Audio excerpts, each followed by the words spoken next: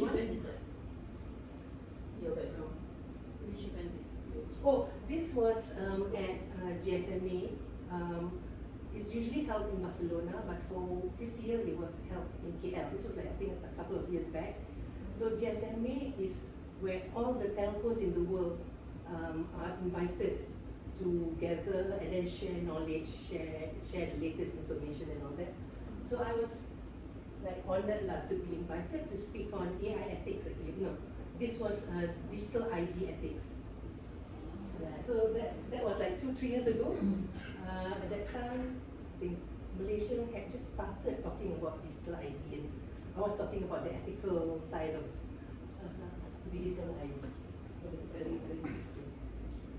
We can touch about it tomorrow. Okay, so this is me. I'm a mom of 3 boys. I started my career as a lawyer actually, so I was like general counsel and company secretary of various public listed companies. I started work in Petronas, and I was the construction lawyer for the Petronas Twin Towers, so that's how old I am. And so from there I went into other public listed companies. And in 2013 I was called back by Petronas to join them back to help them set up the corporate governance and international compliance unit under legal division. So that's where I started, because before when I was doing like company secretary, I used to like to give public speaking at conferences at MICG on the topic of corporate governance. So that was my forte. So I think some of my ex-colleagues at Petronas saw me speaking, and word got round and I was invited to join Petronas to help them set up the corporate governance and international compliance. So in Petronas, the corporate governance and international compliance is wider. It covers anti-bribery and corruption, business ethics, data privacy, human rights, and also competition and sanctions. So it was tough. But I enjoyed myself. And then I was sort of headhunted to join Celcom. Celcom at that time just had a new German CEO who had experience in Siemens, okay? And he really wanted to develop an ethical culture in Celcom. So I was brought into Celcom to set up actually the ethics and privacy unit. That was exciting because I was given a free hand. Kerja dengan mak saya kan, like working with like Europeans, they tend to give you more of a free hand, and you know they sort of delegate and not really disturb you, but provide very high KPIs, very tough KPIs. So that was fun. And but I've always had like this burning desire to do my own thing, to do my own business before, you know, upon retirement once I reach a certain age. So that's what I'm doing right now. I do training, I do consultancy work, but also a lot of NGO work. As you can see, I mentioned here, I'm an exco member of Transparency International Malaysia. I'm also on the ethics standard board of the Malaysian Institute of Accountants. So those are my sort of like hobby and networking also. I'm a certified deputy officer and I'm a certified information privacy manager as well.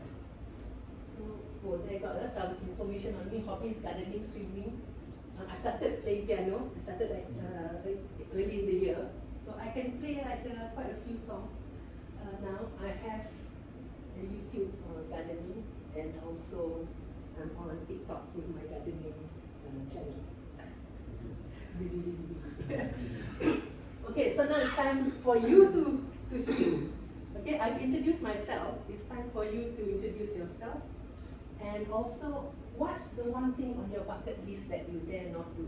Okay, I will share mine first.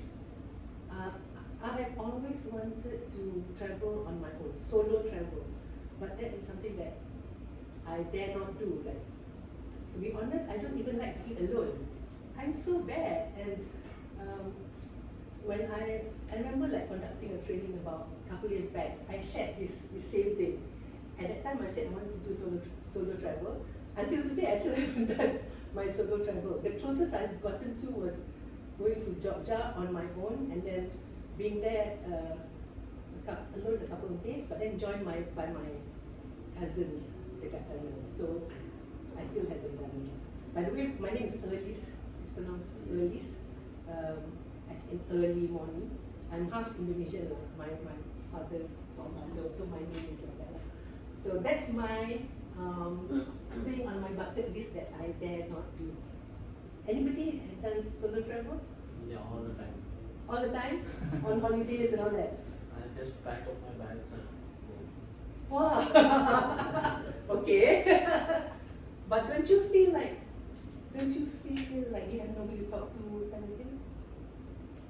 For me, it's quite beneficial. I have time to think on my own. I have time to Right. enjoy the surroundings on my own. So I just don't have to share my time and space with anyone. It's me time and it's just me. And Okay.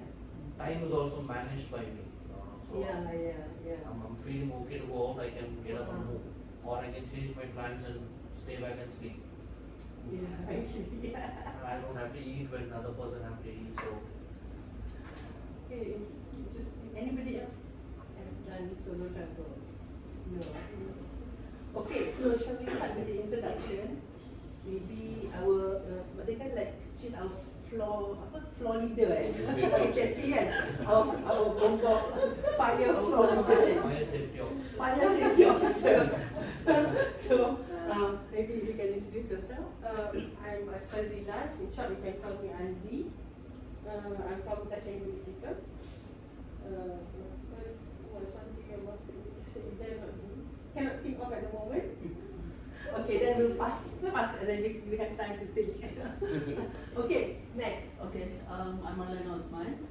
Marlena from Tashenko Digital as well, same division with Aziz. Then one thing that's in my bucket list that I dare not to do is actually any activities with regards to that, with regards to height. Yeah, not really good in managing that. And always actually wish to dare enough travel alone. I have that in my bucket list as well, but I guess the security is not something that I'm comfortable with today. So Yeah. especially for ladies like women, right? So, Yeah, I agree with that. Not just for ladies, Yeah, even that's for it. men. I was walking in Bukit Bintang one day, 2018, and someone snatched my chain and ran away. Really? Safety is not you know, safety for is- everyone. Yeah. Thank you, Marlena. Yes. Alright, so next. Hi, Mani. Assalamualaikum. My name is Muhammad Reda bin Manis. Oh, Manis. nice. Manis. Manis Sweet. is sweet. So his father's name is My name. Sugar. Sugar. My father's name is Manis. Okay. I am from Perjalanan National Berhad. That ego. Okay, actually, I would have one activity in my mind. So actually, I really want to know about this is my new department. I'm the head and I'm the staff. The only one. I know how to do the Please, compliance. No, I don't know what to do with the compliance. So I want to gain and know as much as compliance function. You know, how the company. It's an opportunity. So this would be sort of like your bucket list. Yes, like the bucket thing list. that I you don't want to do, but like that. I don't know how to do it because I'm alone. Yeah, hopefully actually I think this 2-day training will be a good eye opener because Yeah, we'll be I touching on hope, a lot of the issues. I hope all of you can share with me lah. Yeah, one thing like that when I was working like that, sometimes you feel that you're the only person in the world who's facing this problem. And then like you attend seminars and conferences and you have coffee or lunch and then you realize that everybody's having the same problem and you can share. So actually these kind of sessions are good to gain knowledge. Actually the practical aspect of compliance that sometimes you can't figure out. That's how I learned as well when I joined Petronas. I was company secretary, but I never did compliance. So I looked at what was the most ethical company in the world at that point. Maybe I can learn from them. And it was GE at that time. So GE had been the most ethical company in the world for like 10, 11 years in a row. So I approached them And I approached the compliance officer, and surprisingly, they were so helpful. So they even had sessions with their HQ to teach me how to do bribery risk assessment. Can you imagine? These MNCs, they are actually very open to sharing.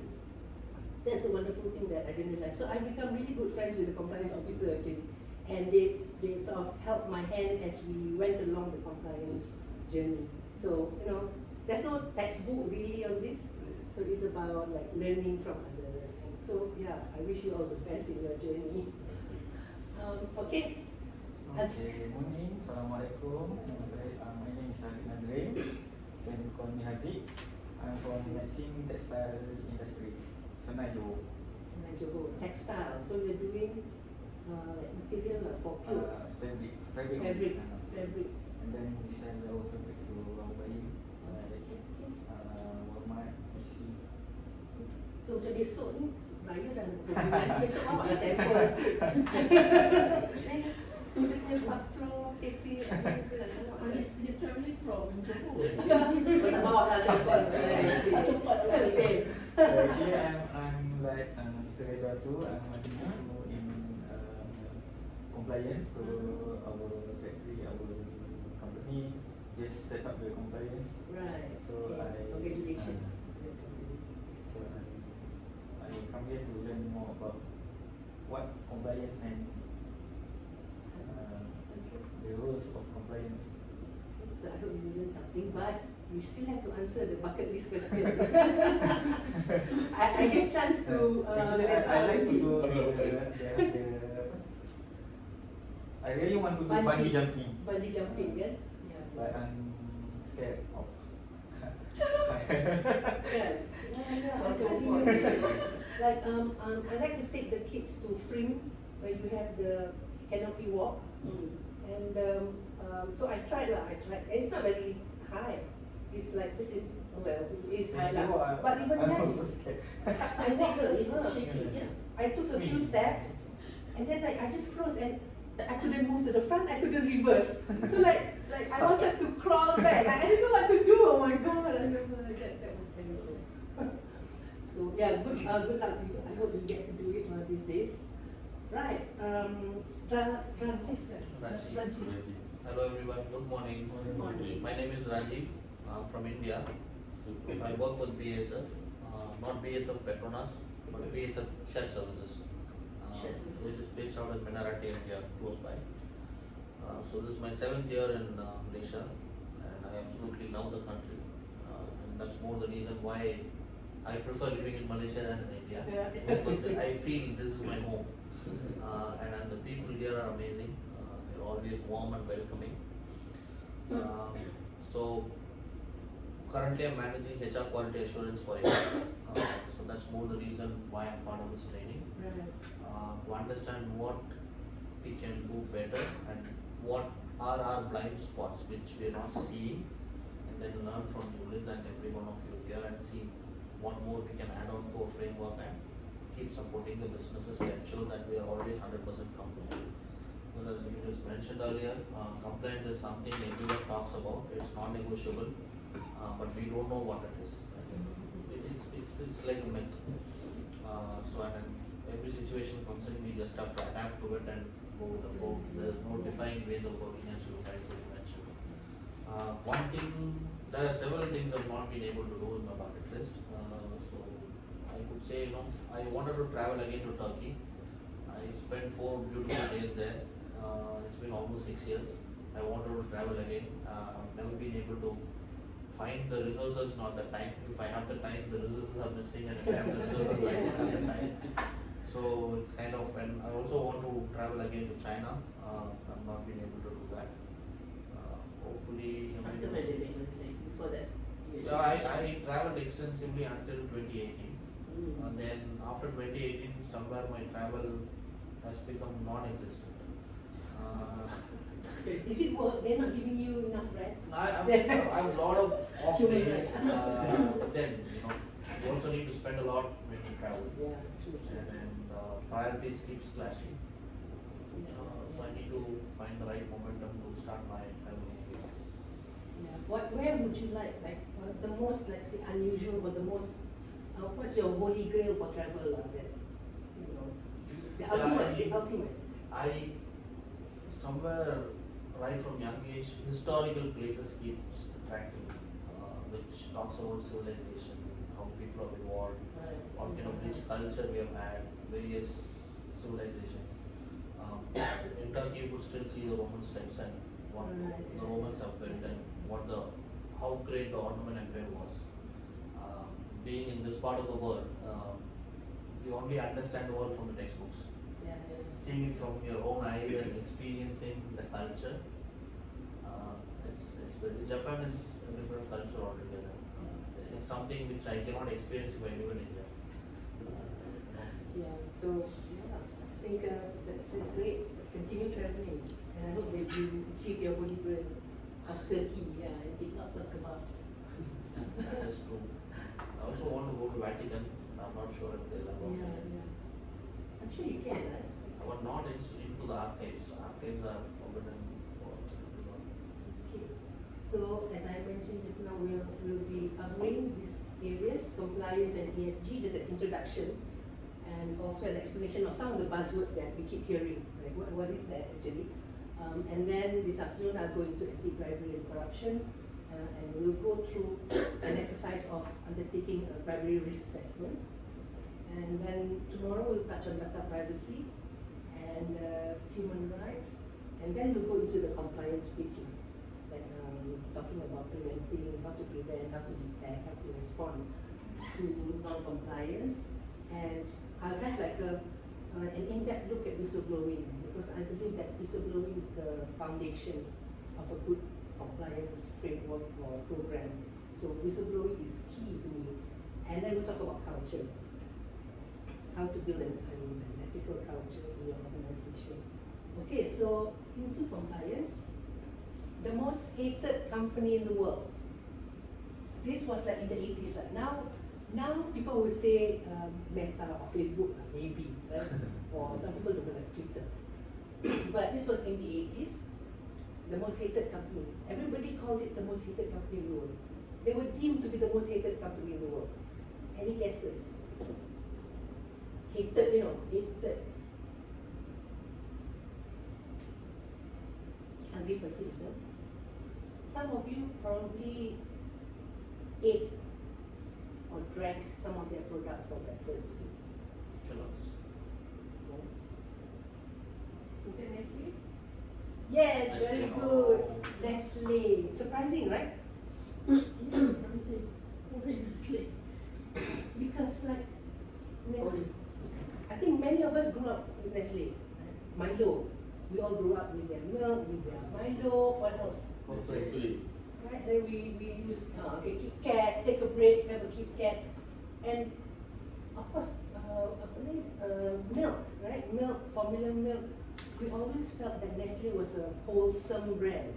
So why did they get this reputation as the most hated company in the world? Strange, right? So,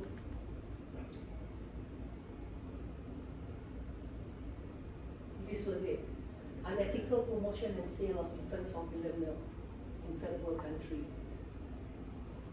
What they did was, this was like in the early 80s, and they would, wanting to sell formula milk in African countries, what they would do is they would give free formula milk to new mothers in hospitals. Okay? Then they will tell them that this formula milk is better than your milk, than mother's milk, because this formula milk has all the nutrients required by the baby, whereas like for the mother, if you're not eating well, you don't have a healthy diet, then your milk is going to be poor quality. It's like pure deception. And so these like naive new mothers will give their babies formula milk because it's free. But when they go home, it's no longer free. And I think we all know, even like right now, formula milk is so expensive, right? So the same thing in Africa. So what they did was they would dilute with too much water, that's one thing. So the babies end up with malnutrition. And to make matters worse, they would dilute with dirty water. because at that time I think there was not much understanding of hygiene, of using boiled water, for example. So many babies actually died of diarrhea, plus the malnutrition. And this was happening like a lot in Africa, and many people were really angry at Nestle about this. So students had boycotts. It was a big hoo-ha. So students, people called for boycott of Nestle products because of this. So this is like a sample poster from those days. Boycott Nestle for unethical promotion and sale of infant formula in the third world. Genocide for profit. Literally genocide for profit. So that's why they were dubbed the most hated company in the world. And this is still happening now. When we have our Kit Kat, right? When we eat our Kit Kat, remember this kid? So they use child labor on their plantations in Ivory Coast. Now it's called Côte d'Ivoire. So these children are actually not local. Many of them are from neighboring countries like Mali and so on. And some of them are trafficked. So they are like slave labor. Some of them maybe voluntarily coming. So child labor is still being used today. They have the ESG nowadays, one of the good ESG practice. Okay, so there was actually a court case on this. So this NGO actually took a case against, they sponsored these three children from Mali to take action against Nestle, and ultimately they lost because they sued under the Alien Tort Statute in the US, which technically should cover wrongdoings by American companies overseas. But somehow the court decided no, because apparently Nestle doesn't have like a big enough operation in the US, and I know they found reasons, so they lost. So that was like after 10 years, they lost. I know that Nestle says that they have ESG and all that, but at the outside the court, when they were asked about this, their response was, but other people are doing this. Other people are doing this. If we don't do this, how are they going to earn a living? So we'll touch on that on human rights tomorrow about remediation, because how difficult remediation is. I'm not excusing Nestle. They should stop. Actually, for this child labor, they should stop immediately. But then remediation is not easy sometimes. So we'll talk more about that.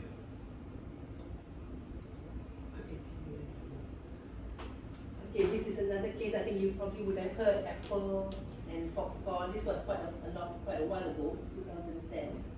So what happened was that Foxconn is a subcontractor of Apple. So they manufacture Apple iPhones. And Foxconn is located in China. So what they do is they bring in workers from remote areas of China to come and live in their factory. You live there, you work there. Okay? And the conditions were so terrible that 14 of their workers committed suicide. And 150 threatened mass suicide later on, 2 years later, because nothing was done to change. So there was a big hoo-ha, people wanted to boycott iPhone, and it's still happening now. So people are still not satisfied with the actual conditions, working conditions of these people. So yeah, that's an example where what your subcontractor does can impact your supply chain. This is Petronas, it's closer to home. So I was in Petronas when we had to deal with this issue. The handsome George Clooney is a great supporter of South Sudan.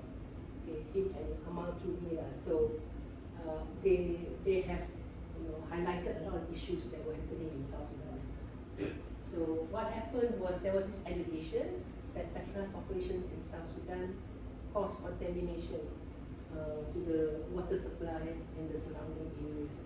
And they actually published a book. It is Sign of Hope. Sign of Hope is an NGO that focuses on South Sudan. And so can you imagine, you can buy this on Amazon. So your allegations of misbehavior, unethical behavior on your part can actually be published into a book, and is there forever for everybody to see. So can you imagine the struggle for Petronas to try and counter, like, and present their point of view. So, this kind of like ESG issues, we call it nowadays, right, can be like a big deal for a lot of organizations. Because when this story comes out, it might be, Petras might have difficulty in getting loans, for example, basic things like that, because it's already on record. So it's going to cause issues. But this one is pure education, right? I don't know if I'm allowed to comment. No, okay, the story is that, because I went to South Sudan. I actually went to South Sudan. South Sudan is a country at war, okay? And it's a tribal war between the Dinka and the Nuer. And so during the rainy season, they stop, because like, rainy season is make love, not war, okay? So we went during the rainy season. I have no idea how I could have been so brave to go there. And it was funny when I arrived, because I was there to do human rights due diligence and also at the same time to teach on anti-bribery because South Sudan is like I will show you, CPI index, they're last, they're bottom, So I was supposed to conduct training on anti-bribery as well. But when I arrived at the airport, I got the shock of my life. I imagined that Juba airport, being an international airport, would be, I don't know, maybe like Kota Baru airport or something like that. But it wasn't. When we arrived, it was like a cow shed. Like a cow shed. It's just like a room, and then there's no window, it's just like a hole at the top, so that maybe some ventilation. And then there's like the thing where you get your luggage, and it was just full of soldiers. So South Sudanese are the tallest people in the world. So they are on average like 6'5", 6'6", like, these are scary people. And I remember thinking, can I bribe someone so I can get out of here? Either like I want to go back to Malaysia or get me out of the airport, can I bribe someone? So anyway, the local staff helped to clear our, I don't know what he did but helped to clear the passport. And I still don't want to know, I just want to get out of here. So he helped to clear the passport and all that, and so we were off. So sorry, story sikit lah. So at the airport, so they picked us up in the four-wheel drive. So from the airport, we were going to town, and it looked nice, like a nice highway, not highway but like a 2-lane. So nice road, tarred road, and then then you see the savannah, because it is beautiful. It's beautiful, it's like savannah with the grasses and all. You should go to South Sudan if you can. And the huts that are, beautiful. And then we passed the presidential palace. So I was like, wow, so nice, like such a big building and beautiful. So I was thinking, okay maybe the airport was misleading because it looks nice. But immediately after the presidential palace, no more tarmac road. The road ended after the palace. So after that, it was just like red soil, like just red soil, muddy roads like that. And then we went in, and then you see the poor. Then you see people, children playing on the roadside, no clothes, no slipper, no nothing. We went past like the market, and there was no produce. It was just like rotten fruits, rotten vegetables, and then you get a feel for it. And I remember thinking at that time, oh my God, this is what it looks like if your government is so corrupt and doesn't take care of the people. So actually at that time, I really felt, I'm going to go back and do this. I'm going to go back and start teaching about anti-bribery. I really felt that way because, hey, we can be there, It doesn't take long for us to be just like them.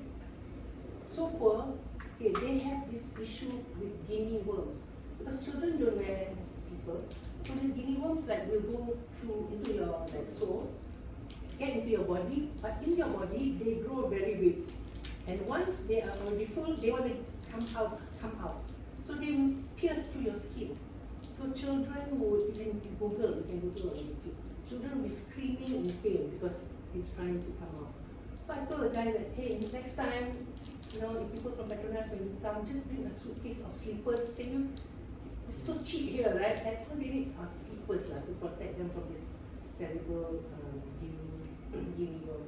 And we went to the Suhakam, the Human Rights Commission. We spoke to a lot of people, to lawyers. We met a lot of people because it was tomorrow I'll talk about human rights due diligence, right? So you need to meet people and all that. And there was stuff that had been killed because it's like, Seal, the singer, he has markings, right? Like that. So it's very easy to know who is the other side. And this is genocide. They were just killed. So that half of the population are actually living in UNHCR, United Nations Human Rights camps. And that's where they get food. There is no food because they are at war, so they rely on food drops. It's just so terrible. There is no economy, there is nothing. They rely on food drops. Can you imagine the population relying on food drops? And so anyway, the story here is here. What happened was, because these people are uneducated, Petronas left actually because of the war. So left the factory, the plant, abandoned the plant. And so of course there are wastewater and whatnot. And the community has been told that you cannot use wastewater, but they did. Because when you're desperate for water, so they did. And this caused sickness and all that. So that's where, so it's half true, it's true, but then our position at that point was we need to remedy this. Okay, maybe it's not our fault. It's not our fault because we were forced to leave, but because we went there and we built it there, we have the obligation to remedy it. So when I left Petronas, we were in the process of remedying the situation. Right? What can we do to depend? But it's very difficult because the country is still not stable. So yeah, so that was the story behind this book. But still, like the people, PR, corporate com, to manage this. Petronas was forced to, the condition was unstable. It was not safe anymore to conduct business. And company leaves, then how can the company be held accountable? It should be the government which should be held accountable. Yeah, But in India, when Dow Chemicals many years ago, you might have heard about the Bhopal incident. The gas. That's right. The dog, it was known, the CEO knew it, and he was arrested in India. And then there was pressure from the Americans and the Indian governments let him fly out of India. Oh really? He was arrested. He was arrested in India. Yeah. Anderson or someone, his name was Anderson or something. This was also in the early 80s. And then pressure was from the Americans and the Indian government allowed him to fly away in his own private jet. Millions of people died, and the impact of poisonous gas spreading, it was there for the next 4 generations. Babies being born with deformity, babies born with cancer. So, Indian government should be held accountable. But here, holding Petronas accountable is, as you rightfully said, half true. Yeah. Because it's like, actually South Sudan is a rich country. At that time, Petronas overseas revenue, 30% came from South Sudan. Can you imagine how big, how rich the country is? Actually, when I spoke to people there, the ministers and so on, they all have houses outside the country now. Yeah, all the riches, they take away all the riches and it's outside. And at the end of the day, I figured out that it's not a tribal war. It's a war to be president. It just so happens that Rick Macha, the VP, is nowhere, and then the president is Dinka. So they perpetuated the tribal war. But it's a fight for power because whoever has power, oh my God, like how rich you're gonna be.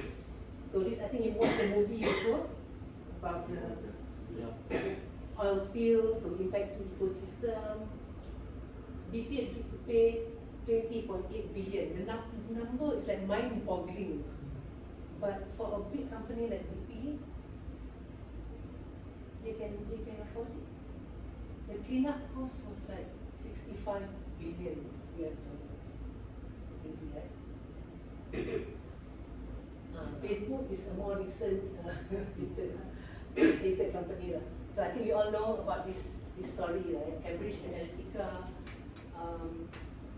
misusing our information on Facebook for political advantage.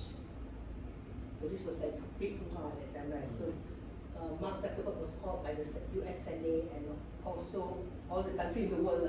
Everybody was angry with them. And of course it impacted their stock price at that time. Probably that's why they changed their name to Meta, I don't know.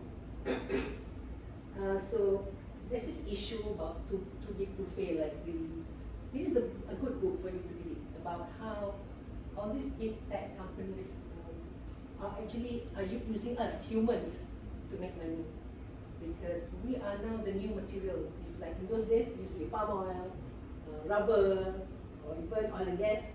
Now we are the resource. We are the ultimate resource, and they are making big bucks. This is an example of anti-bribery when it becomes corporate liability. So this was Alcatel-Lucent paying a bribe to telecommunication staff in order to get a job. And so they were investigated under the US FCPA law, because in the US they have a law which says that if you bribe a foreign official, then the company can be liable. So not just the individual, but the company itself. So Alcatel-Lucent was fined USD 137 million at that time. And at that time, they were in the top 10 lah. So anytime a compliance officer like me talks about corporate liability fines, Alcatel's name will come out and Telecom Malaysia's name will also appear. So that's no good lah. Even though Telecom didn't pay the bribe, they accepted the bribe, but your reputation is still damaged. So this is, if this were to happen now in Malaysia, it will be caught under Section 17 Capital A. So we have a new law now on corporate liability in Malaysia. So they would be caught if this were to happen to them. Then of course when you talk about compliance, sexual harassment is another area. I'm not going to touch on that. That's probably an area like HR would be concerned with. But I'm not going to touch on that. Suffice to share that it is an issue. And that just quickly, we now have a sexual harassment law. And what's important is the sexual harassment is how the individual feels, It's not like a reasonable third person, no. It's that if I feel that I have been sexually harassed, I have been sexually harassed. And definition of sexual harassment has widened to like jokes and meetings and all that, not just purely physical. Even mental harassment. Yes, that's right. So yeah, that's like for another day. Volkswagen, anybody driving the Volkswagen there? Actually, you hardly see that brown Volkswagen car was so popular a few years back, but after this case, it seems like this whole, you don't see it on the road anymore. So they cheated on their emissions test. So this is an ESG issue as well. And they put in devices so that it doesn't measure the way it should lah. So the scandal affected up to 11 million cars, and they had to pull back on the cars. But yeah, the cost of rectifying is one thing, but the damage to their reputation. If you don't trust the car maker, right? I don't think people are going to buy their cars, right? Airbnb is a more recent issue because of Airbnb, say in London, New York, the locals cannot afford to buy property anymore, because it's the corporations that are buying up property to have as Airbnb, or maybe even investment. To be fair, it's not called Airbnb, but there's a lot that's being done, a lot of money spent by corporations to buy a property. Sometimes it's for money laundering purposes as well. So Airbnb, the ethical issue with Airbnb is that they are causing you and I to not be able to afford to buy homes in town. Enron is a classic case. Sorry, I'm sharing a lot of case studies because I think it gives you a feel. Yeah, like when I share these stories, I think it gives you a better feel for what compliance is. Like Najib was saying just now, he's like, what is it? What is it? What is it? So I'm just trying to give you a feel for it. Enron was a classic. Okay, and it is such a terrible story because it's fraudulent accounting. Basically, they inflated their revenue and so on to show that they are doing well. But everybody knew that the company was going down. And what happened was the senior management all managed to sell their shares beforehand, but the employees, unfortunately for the employees, they have like EPF. For us, can we put in EPF? but for them, it was in the form of the company shares. So when the company was at number 7 on Fortune 500, they had a lot of millionaire employees. But when the company went bankrupt, you lose your job, you lose your future as well, because all your retirement savings also went down the drain. And yet the bosses, the board of directors, like, got away with it. I mean, like, in terms of like not losing money lah. So this was really terrible. And because of Enron, people like me, company secretary in Malaysia, were affected. Because after Enron, we had the Oxley,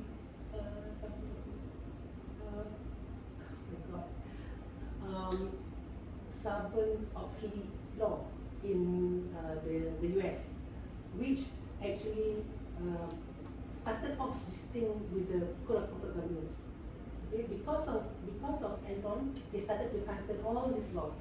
So the US SEC started to tighten their rules and regulations, and it was exported to even Malaysia. So then we started to have Code of Corporate Governance, we started to have risk management, we started to have all these things because of this Sarbanes-Oxley. This is quite recent. We're talking about crypto and so on. And this FTX is a crypto exchange. It's like a bursa, but it's for crypto. And this platform collapsed. And when we talk about losses, they're talking like billions and billions and billions being lost. So we are like cryptocurrency, Bitcoin, all these sexy new tech terms, right? But the fraud, the wrongdoing is classic Enron. Kan? When they steal money from the company, it's like classic fraud, classic abuse of position. It's nothing high technology about that. The unethical behavior is still unethical. Like you can be on crypto, Bitcoin, or what, blockchain, or what. But when you steal money, it's still stealing money. So yeah, that's what happened with FTX. Balenciaga.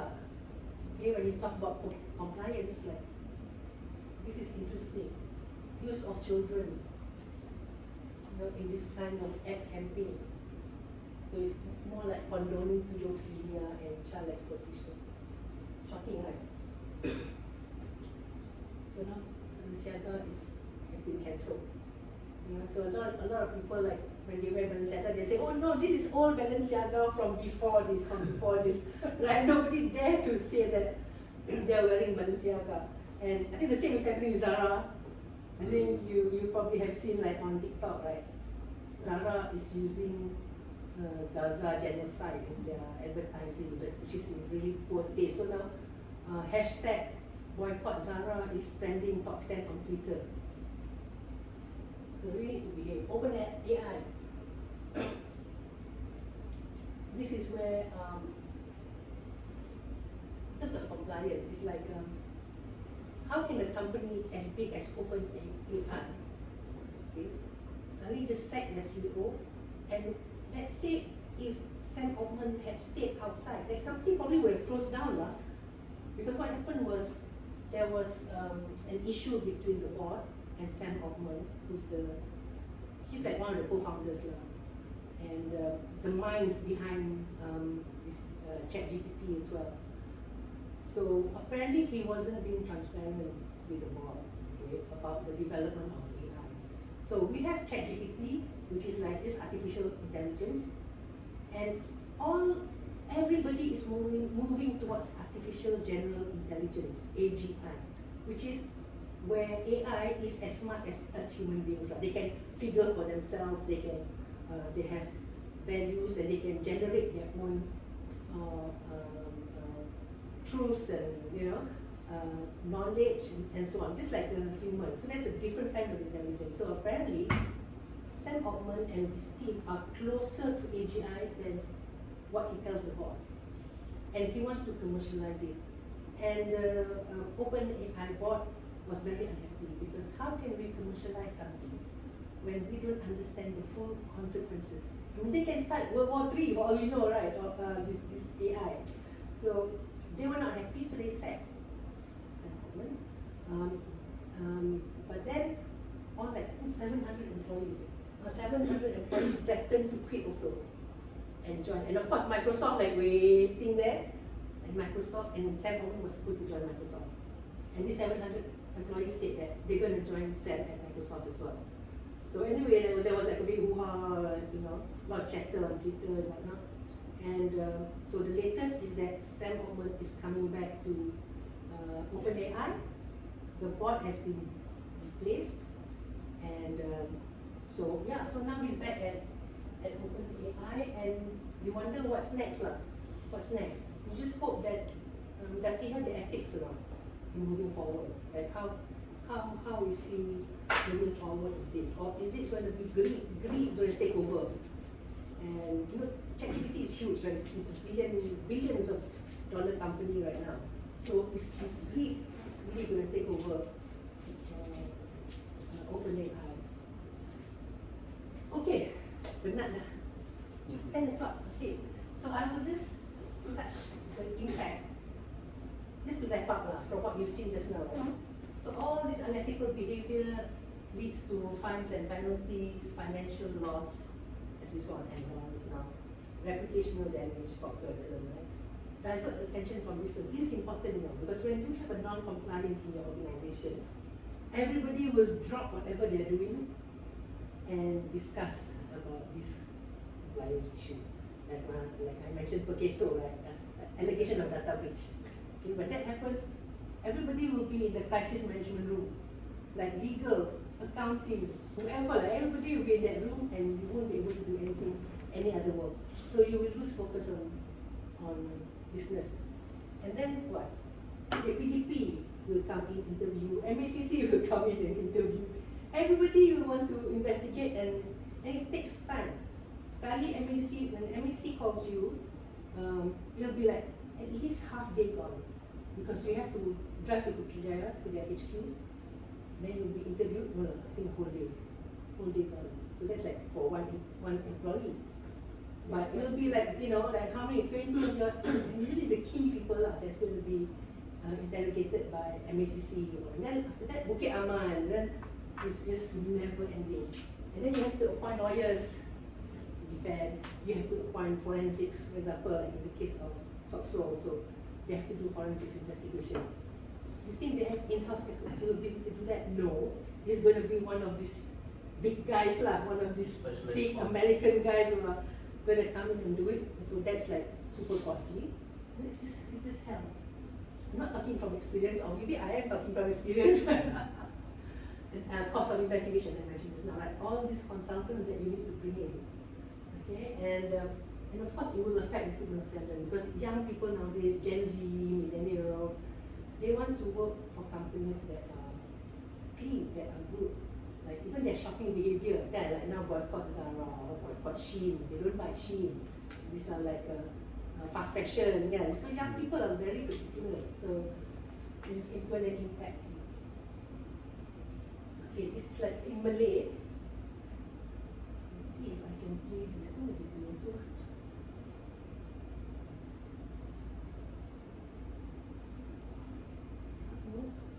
Where's the link?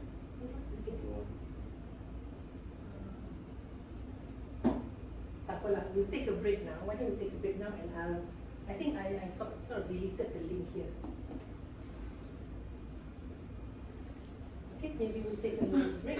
This time, only the last word Integrity, right? Yeah. But I think if you see, even if you don't understand, hold on, and just go to YouTube lah. Look at YouTube before we go for a break. But I've tried learning Malay. You've been here 6 years. I've actually tried really hard, but I'm very afraid. Because Malay is a beautiful language, but the challenge for me is it's the same word, different emotions. So when I try to speak, I'm very afraid that I don't say the wrong thing in the wrong context, so people get upset. Just over 2 minutes, I'm going to show you how I created this Oh, ebook using a feature called The sound is. Oh, how do I show this on the screen? Sorry, Rashid is also my technical assistant.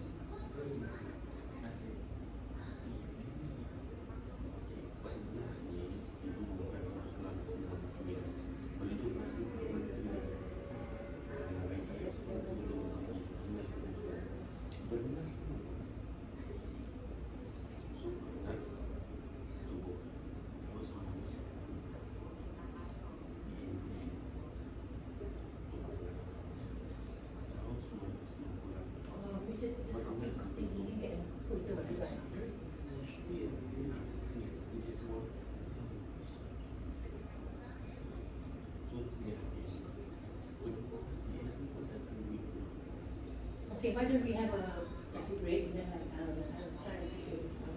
Sorry about that. I didn't realize the link is on. Okay, we're ready for coffee break. Okay. Can. Outside. They're ready. Okay, let's come, let's go.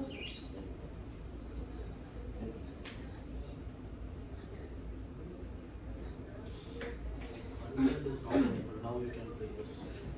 Okay, we come back. We'll play after.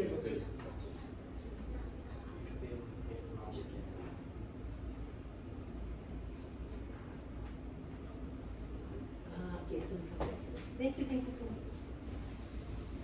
Jom, Malinda.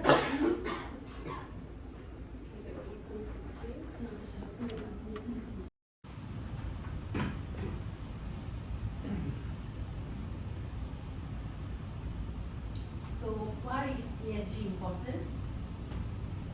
As I mentioned just now, enhancing risk management, promoting innovation and attracting new customers. Just now I mentioned the case of like Balenciaga, right, where you can lose customers. But using ESG, if you can show that you're being sustainable, you can attract new customers as well. So for example, apparently the most sustainable clothing company in the world is Patagonia and North Face. So young people are attracted to Patagonia. Everybody wants to wear Patagonia and North Face because they are more sustainable and whatnot.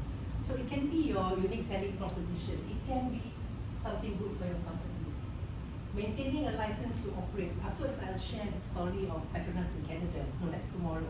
Petronas in Canada, where you can lose the license to operate.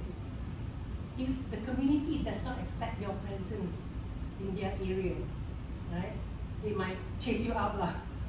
Or ultimately the government is not going to give you the license to operate there. So license to operate is very important. Securing capital. I will share also tomorrow the case of how a lot of these big banks are now following World Bank requirements when it comes to human rights and social impact. So in order for you to get attractive financing, you will need to show that you are sustainable. It's becoming very important to a lot of investors nowadays. Improving productivity and cost optimization. Of course, in the long run, that's what's going to happen, because when you improve on your supply chain, like you're looking at sustainability overall, it should actually lead to some savings, some increase in productivity and reducing your cost. Enhance brand value, of course. Like if word of mouth goes around that you are an ethical company, then most likely consumers are going to favor you. So what's the difference between, these are buzzwords, right? ESG, sustainability, SDGs, like everybody is talking about this. So sustainability is the umbrella term, okay, overall. Overall sustainability of like your company's performance. Can you survive long term or not? Then we have ESG, is more specific, it's like the E, the S, the G, which is used as a measurement.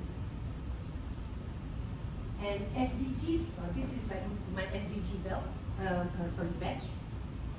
So SDG are Sustainable Development Goals, which is like there are 17 SDGs, okay, which was agreed in the United Nations, was set up in 2015 as a blueprint to achieve a better future. So we're talking about all these areas. No poverty, okay, like decent work and economic growth, climate action. So you can see there are 17 altogether, and number 16 is important. Number 16 is about bribery and corruption compliance. So these are the long-term goals up to 2030. Okay, so that's the difference between ESG, sustainability, and SDGs. And then when people talk about SDG, ESG, and whatnot, they also talk about triple bottom line. They talk about people, planet, profit. What's that? So I just wanted you to familiarize yourself with these terms. These are what the language that people are using. So triple bottom line is people, planet, profit. Before this, when you talk to accountants or businesses, or stakeholders, investors, they are only looking at the profitability, at your financial bottom line. But now they want to look at other things in addition to your pure profit margin. So they're looking at people. How are you treating your people? Okay? These are the HR issues, the labor rights, the workers' rights. Also, how are you impacting on your community around you? When you build a factory in the middle of a village, for example, how are you impacting the people around you? Can they still have a livelihood? Can they still continue with life as usual? Or do they have to change? Is there impact to them? Are you going to have like 1,000 young men coming into the villages and like going to disturb your daughters, for example? So that's people. And planet, of course, would be the environmental. Okay, how are you impacting on the environment? And of course, we talk about carbon emissions and so on. And then you talk about profit. Okay, so it's profit maybe minus the cost of you managing your people and your planet. So that's these are buzzwords that people are talking about. You might be wondering what that is. And people talk about circular economy as well. Circular economy is actually an example would be a simple example is H&M. They have this clothing line called Conscious Choice, where they use used garments, and then they collect used garments, and then they make into new clothes, and they sell. So circular meaning nothing is thrown away lah. It's actually about all these landfills that you see, kind of like fast fashion. That's why people don't like fast fashion. You buy, you wear 2 times, and after that you get destroyed. Like, you can't wear it anymore, and then you throw it out, and it goes into the landfill. So it's like that. So it could be bottles, it could be even like lights, like the bulb can be reusable, right? So that's called the circular economy. Okay, greenwashing is another term that is always used. Greenwashing is when you say that, say your product is sustainable, or we use used materials, or we use recycled materials, but actually not. So H&M actually had a case. There was a class action against H&M, where people were saying that conscious clothes line, just now kind of conscious choice, is actually greenwashing. And yeah, so they're saying, okay, so H&M says they use used materials, but actually not, something like that. So it went to court, but H&M actually won. Because H&M was also very smart, they probably got legal advice. They didn't say our line is environmental friendly, they didn't say it's sustainable, they didn't say it's like circular economy kind of clothes, no. They just use conscious choice. What's that? What does that mean? And then they also disclose that some of their clothes might not be 50% used. They have some disclaimer. I think they're very smart. I think they had lawyers coming in. So they actually won. Although there's a lot of criticism, because in essence what they're doing is mislead people. Like for young people, you look at the conscious choice and you immediately think this is the right thing for me to buy. Then we immediately think it must be sustainable. But of course we don't read the fine print. So in essence they were probably misleading. But they won the case. So that's how the world works. You get good legal advice and you should be alright. As in the case of Nestle just now. They had good legal advice, so they got away with it. So this is happening a lot in the environmental, in the sustainability world. But what I'm seeing now, and I coined this myself, greenwashing integrity. I think a lot of people are doing that as well. With Section 17 capital A, example, coming in place, everybody is telling the whole world, we have trust principle, we have adequate procedures, like on your website. But really, do you really have it? So greenwashing is happening everywhere. So this is a global risk ranked by severity. It's a World Economic Forum Global Risk Perception Survey. Can you see? This is that mainly it's about environmental. Cost of living crisis. This is like over a 2-year period and over 10 years. So over a 2-year period, cost of living crisis, natural disasters, okay, and then failure to mitigate climate change. Okay, so you can see climate change there, you can see here again large scale environmental damage, failure of climate change adoption, natural resource crisis. Right, it's a lot of it is to do with ESG. If you look at the 10-year one, again, number one, failure to mitigate climate change. Then you have failure of climate change adoption, natural disasters, biodiversity. It's all about ESG issues, right? Migration, natural resources, crisis, erosion of social cohesion. That's social then under ESG. Widespread cybercrime, okay, okay, so as you can see, large scale environmental damage. So you can see that in the long term, the highest global risks are all to do with the environment and climate change. So you can see the trend already. Who is driving interest in ESG?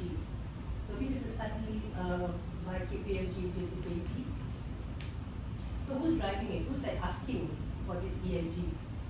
Institutional investors, right? People like you guys, institutional consultants, internal stakeholders, high net worth investors, politicians or regulators, industry trade bodies. So politicians and regulators, not a lot, right? Industry trade bodies also, I think they're not chasing for ESG, but it's mainly institutional investors, high net worth investors, and your stakeholders. So you can see the trend towards ESG. The most important, of course, is the top one, because they're the ones who are going to invest in us. And you can see shareholder activism already. So for example, EPF. They already have incorporated ESG. Why do I say that? Okay, so for example, re-election of directors. If any of the following applies on any directors for reappointment, okay, they will vote against if the director has a reputation or history of mismanagement that adversely affect the company, the director did not act in the best interest of the company, okay, number C, the director was involved in a company decision that led to any undesirable and severe environmental or social outcomes. So you see they are already incorporated, and of course, like, they are corrupt and failure to attend what things. But you can see they have already incorporated C. So a lot of, I think, if I'm not mistaken, even PNB has incorporated ESG into their voting guidelines. Corp has also incorporated. These are the big investment funds in Malaysia. So they have incorporated ESG already to how they are going to vote at the annual general meeting. So you can see, so this is what drives ESG. So can you imagine if PNB and EPF has this, all the investee companies will have to take sustainability seriously. Okay, for public listed companies, the Malaysian Code of Corporate Governance has already included practice 4.1 to 4.5 on ESG. Sorry, it's not very clear. The board, together with management, takes responsibility for the governance of sustainability in the company, including setting the company's sustainability strategies, priorities, and targets. Very clear, right? The board takes into account sustainability consideration when exercising its duties. Strategic management of material sustainability matters should be driven by senior management. The board ensures the company's sustainability strategies, priorities, and targets, as well performance against these targets are communicated to its internal and external stakeholders. This is important. When you take up ESG activities, you need to share with your stakeholders. If people don't know about it, then there's a point also. The board takes appropriate action to ensure they are abreast with and understand the sustainability issues relevant to the company.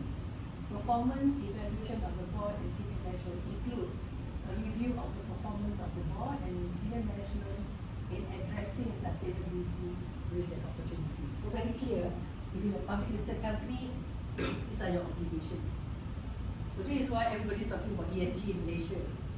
So it's not limited to public listed company alone. All private companies also mirror these practices in the Yeah, they will mirror, but that will be more voluntary. it's not mandatory. Yeah, but for public listed, even public listed, this is not actually mandatory, but they need to disclose.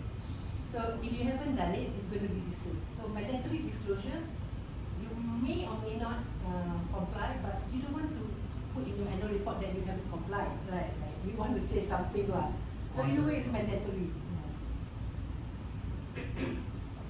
Securing capital. So World Bank has started like, putting in guidelines on ESG as well. So IFC is an agency under World Bank, and they have come out with these guidelines. So I will be talking about human rights due diligence tomorrow. And one of the projects that I did human rights due diligence was on Petronas Pengerang project. So Petronas Pengerang project is huge, right? So it needs like international financing. And when Petronas started to go out for financing, they realized that they needed to comply with these IFC requirements because that's become a requirement of World Bank. So if you don't comply, either you don't get a loan or your loan is going to be very expensive. So you better quickly get your act in order so that you can attract the best rates in terms of financing. So if you're undertaking big projects, especially, what is it? What is it? Whenever we can continue, I think song is looking. So if you're looking at big projects, especially if you're trying to raise international financing, sukuk and so on, then you really need to make sure that you comply with the human rights requirements. So for IFC, for example, they're looking at assessment and management of environmental and social risk and impact, labor and working conditions, resource efficiency and pollution prevention, community health and safety and security, land acquisition and voluntary settlement. This is very important because when you have big projects, like you're acquiring land, how are you acquiring land? Are you paying like a fair price for the land acquisition? And what about resettlement of the community? Are you resettling them in a place where they can continue with their normal livelihood, lifestyle and so on? Biodiversity conservation and sustainable management of living natural resources. Like when I was on the Petronas Pengerang project, we had to work with Pergilitan, which is the government department that works on wild animals. Because the jungle that we were going to clear also had wild animals. So you need to relocate those wild animals properly and into an environment that is suitable for them.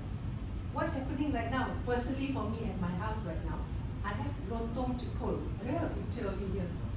Lontong cekul is like a monkey, but the beautiful monkeys, they live in deep jungles. They're not like the Penang hill monkey where, you know, they will grab food from you, or the monkeys in Batu Caves. These are primates that live in deep jungles. And they're not living in my garden. So it's quite irritating because they're noisy, but they're so beautiful, and we have families in my garden in the trees. And right now I get free fertilizer because they are everywhere, you know, like they poop everywhere. And my house now smells like the zoo. Not quite very pleasant. So I was like quite upset, what's happening? So I drove around my area. So sure enough, maybe like a kilometer behind my house is like this forest, which has been totally cleared, Forest Heights development. Totally cleared. And in fact, there's a couple of months back, we used to go jogging there because it's like a nice place. It's like we would jog on the side of the forest. It is totally barren land now. So where are these animals supposed to go? So luckily for me, I have like, my garden looks like a jungle actually. There's tall trees and all that. So now they're living in my garden.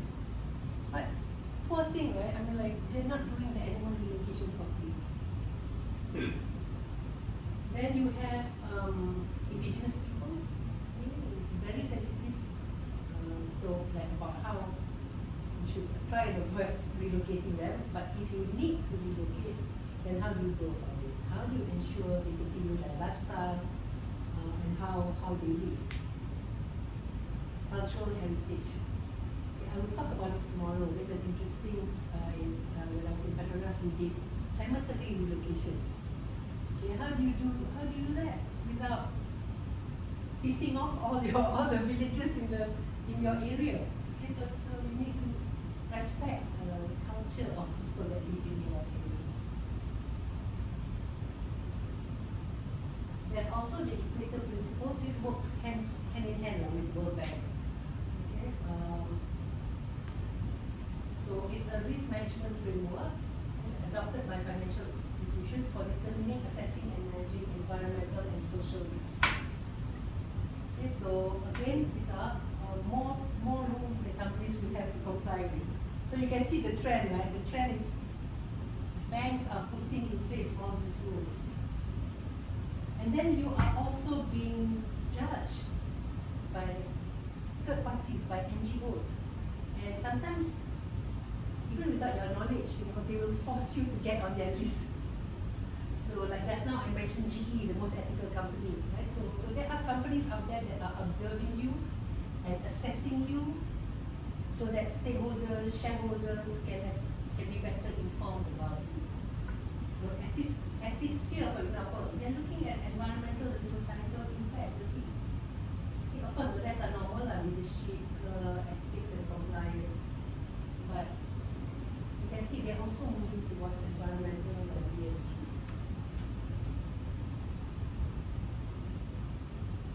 Things like this are becoming the norm now, right?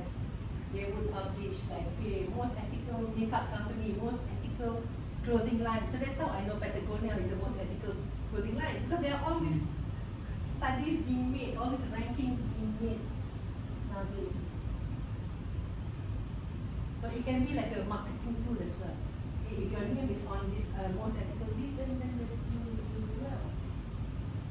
This is something that when I was in Petronas and in Celcom, I had to deal with this because yes, they measure Axiata, but in Malaysia, Axiata doesn't have any telco operations, it's Celcom. So then they did an assessment on Celcom on areas such as human rights, privacy, and then they ranked us. So when we first started, we were at the bottom one. And then I did a lot of work on privacy and some of the human rights, and slowly we are moving up. So see, they are looking at human rights, they're looking at transparency, giving users meaningful control over their data and data inferred about them, account for harms that stem from algorithms and targeted marketing. So they are already looking at the AI ethics like 3 years ago, when we had no idea, like what's this? I have no idea how to answer also, at that point, because we didn't have that kind of knowledge. So slowly we have to look at it and improve our own knowledge and try to improve our scores. So, and this was like not voluntary, like we didn't go and like, can you put us in your rank, can you assess us? No, they just pick you up because maybe like we represent Asia or something, and then just start assessing and publishing information about us. So it started off with just publicly available information. So of course, like Axiata Celcom, we don't say much on our websites, right? So that's why our ranking was really bad. And then slowly we have to publish more. Remember just now, I said that we need to inform our stakeholders. So this is what it is. So it has to be published on your website. You just listen to publicly about the Yes, information. I don't even reach out to No, initially no. And then the next round, we reached out to them and said, hey, actually, we've done this, we've done that. And then they said, like, update your website lah. Right, why don't, okay, you say you've done all this, how come it's not on your website? Oh, okay, then we update our website. And then, I started working with them and our score started improving. So this kind of thing forces us to adopt ESG very, very quickly. Okay, today's focus would be on human rights, business ethics and compliance. Okay, so now we go into anti-bribery and corruption. S and G, is that right? Focusing on S and G. agree. I think everybody knows what's a bride. Yes, you know. I read in newspapers, sometimes people don't know. Yeah, like newspapers, they just accept or do whatever, like you don't know it's a bride. So I try to teach people, okay, a bride is very simple. If you're giving or you're accepting something, and usually it's giving like that, okay? Let's say you're giving something with the intention to influence the other person to do something or not do something for you.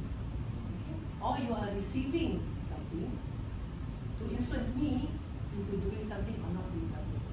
So remember, the keyword is intention to influence.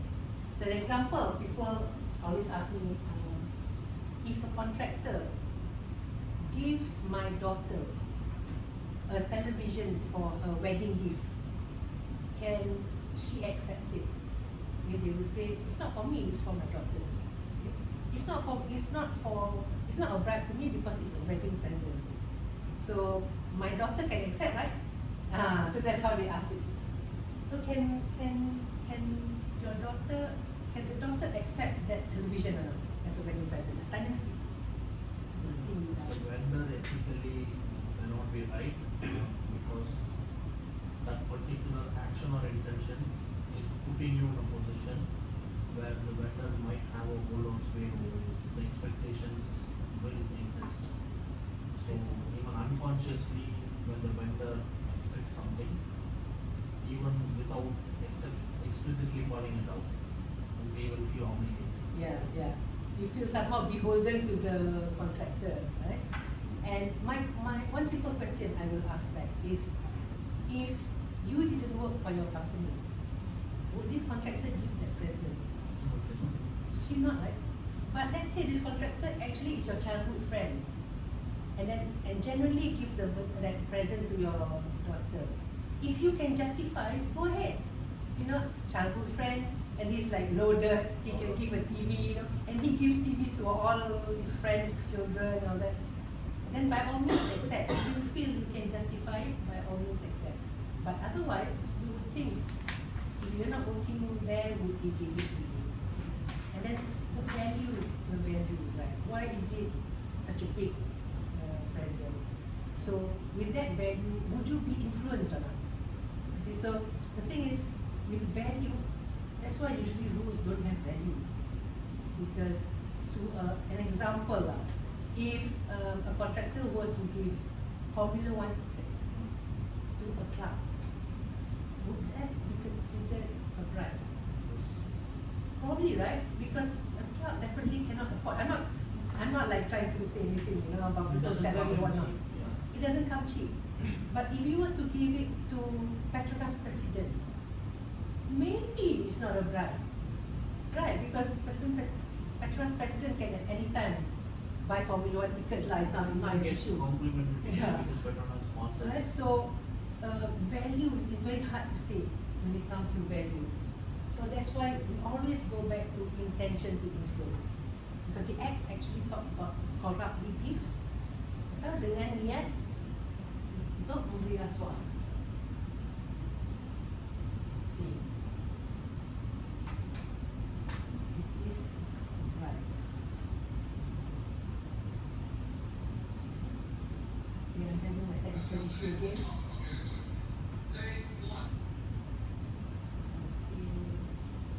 Let's save this for later. We watch it just before the break. Okay, so in Malaysia, bribes are, sorry, this is in Malay. So bribes are known as duit minyak, which is gas money, petrol money, or tumbuk rusuk. What's tumbuk rusuk? First time you research. First time you read. Tumbuk rusuk is here. Like it's like it literally means like punching your ribs. So I don't know why it's called. Nudging. Maybe like that. Maybe nudging, yeah. Or pelincir. Pelincir is lubricant lah. Lubricant. So okay lah, right? Understandable. Oiling the machine. Oiling the machine. Bunga emas. Bunga emas is the gift that the states, the northern states used to give to the Thai king. So it's like a gift lah. Bunga emas means golden flower. Oh. Kautim I think is a Chinese term, which means halas, settle, and duit kopi is coffee money. So bribes are known as First one is the convenient is petrol, is it gas? yeah. Kopi is Yes. also. Yeah. So there are these secret codes. I guess like if you want to ask, right, you do say minta rasuah, no lah kan, you say, nah ni duit kopi, ada coffee money lah. And types of the bribe, the gratification can be all kinds. It can be cash, donation, gift, loan, bonus, discount, services, employment. So there was this one case where it was like an employee of a company I work in lah, and he took money from a contractor, and he was caught, and then he went to court. So in court, he said that no, this is just a loan, because I promised the contractor that I'm going to pay back. Okay, that I promised that when I get my bonus, I'm going to pay back. So it's not a bribe. It's not a gift. It's a loan. So it's not a bribe. The judge said it's still a bribe. A loan is still a bribe. Donation is still a bribe. So that's why a lot of I actually had this case, real case, where one of our senior management in the company that I work, I won't mention the names, actually instructed vendors to donate to this sports club. Okay? And then somehow something whistleblower and all that, and this case came to us, and we found that the signatory to the sports club was him. So you need to be careful when giving donations. So that's why due diligence is important, because they use this to camouflage the bribery.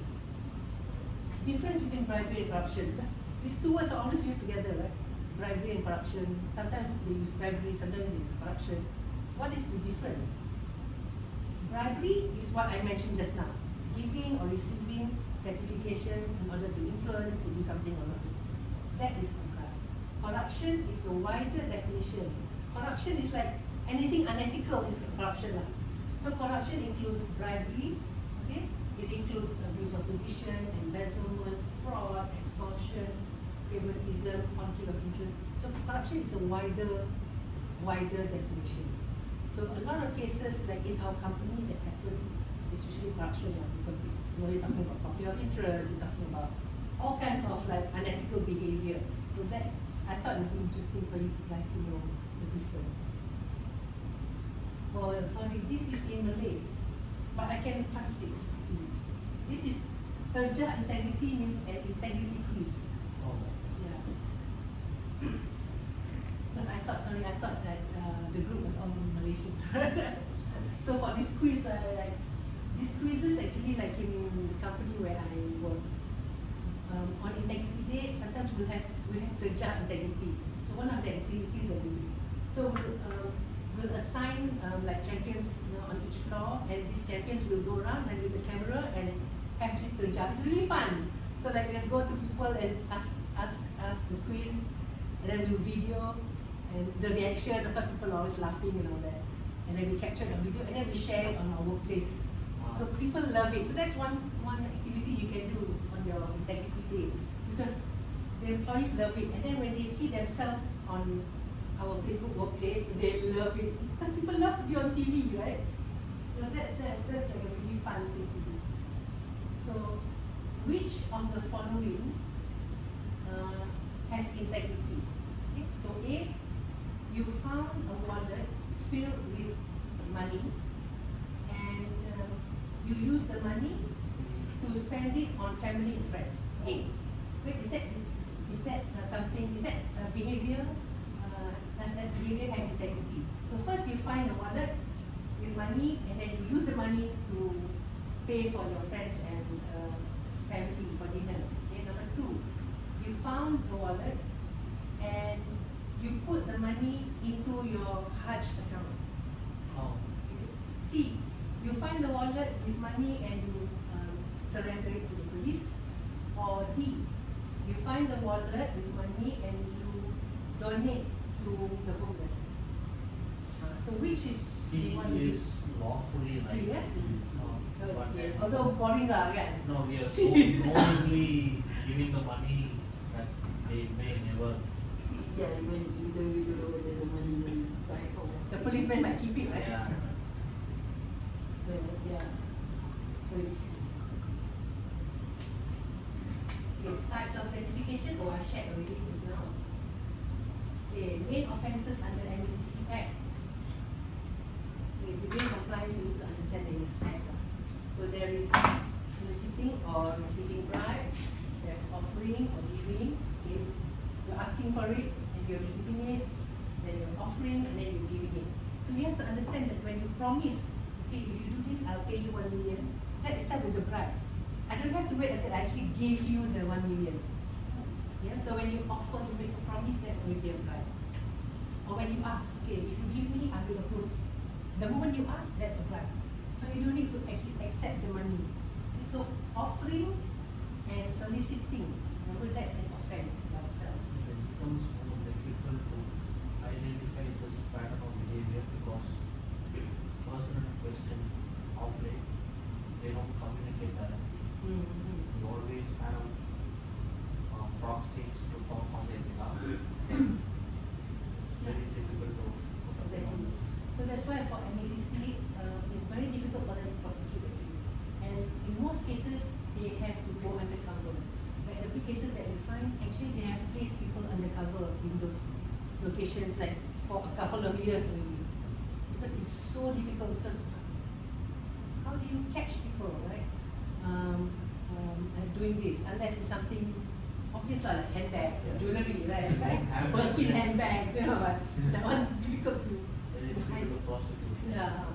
And now the trend is they give ATM. They'll give like somebody else's ATM to you. Oh, And then like use the ATM to take out money. So it's not traceable back. It's probably traceable back to an innocent student who lent his IC to open a bank account. And so that's how it's done right now.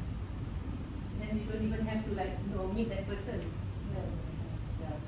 So false claim is also an offence under the MCC Act. So if you technically if you make a false claim on your mileage in the office, that's actually an offence under It's a Section legal 18. issue. It's quite serious, you know. Yeah. It's serious, yeah. Using office or position for gratification is also an offence. Okay, so soliciting and receiving, it's not mentioned already. An example, this is an example. So a bank executive was sentenced to 1 day in jail and fined 13,000 for corruption. He received 2,500 as processing fee, okay, so that the applicant gets a personal loan. So this is a bribe. that's Obviously, it's personal not- processing. Huh? The Yeah, personal processing fee. bribe is quite straightforward. What about corruption? Yeah, corruption is a bigger Very definition. bigger. Yeah, so bribe is strictly like under the act lah. Referring to the bank rakyat case. Yeah. Okay, this is a straightforward case made by an LLP. Yeah, How about the case made by the High Commission?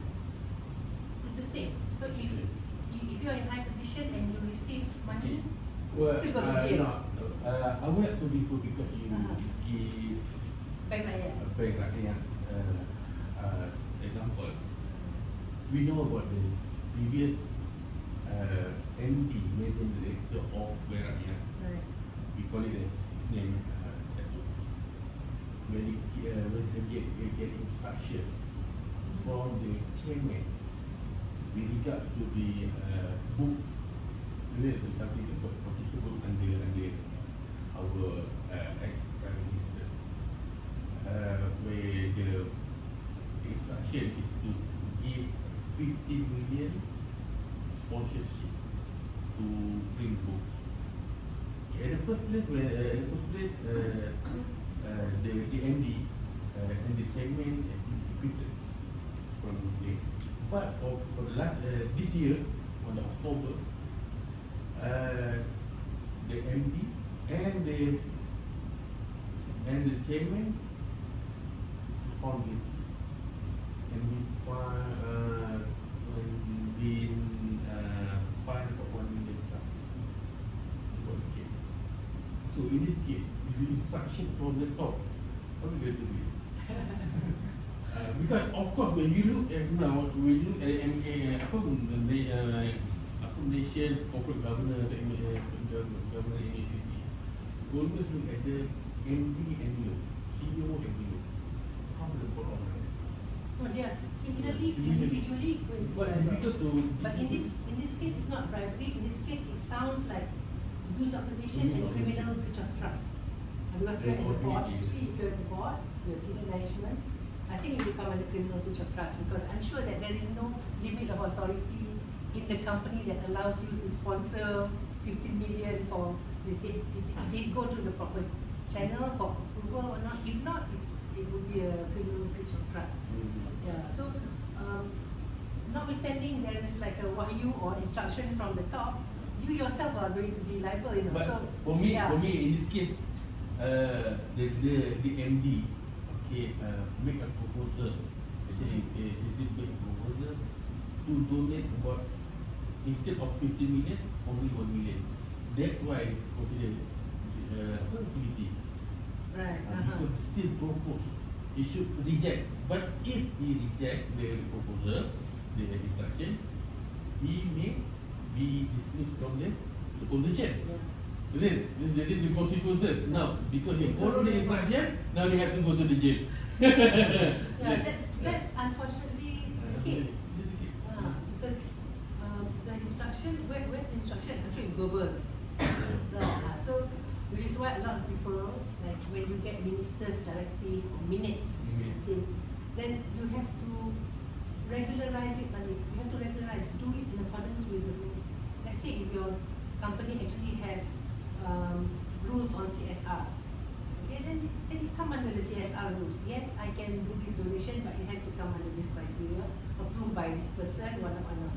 Notwithstanding the instruction.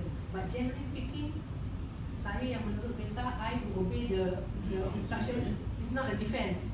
It's not a defense. So I think a lot of NGOs, including Transparency International, we are promoting for like public officials to be liable under the law for this kind of action, so that it prevents officers at least can say, hey, I can't do this, this is against the law.